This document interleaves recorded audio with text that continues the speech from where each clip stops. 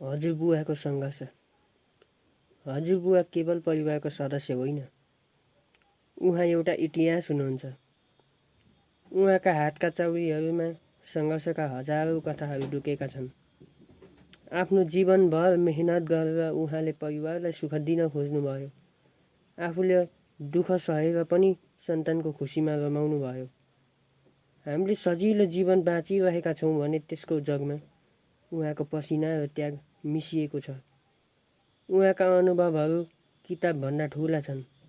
उहाँका शब्दहरू जीवनका पाठ जस्ता लाग्छन्। आज समय बदलिएको छ, तर हजुरबुवाको माया र आशीर्वाद अझै उस्तै छ। सायद संसारको सबैभन्दा ठुलो सम्पत्ति धन होइन, आफ्ना बुढाबुढीको साथ हो।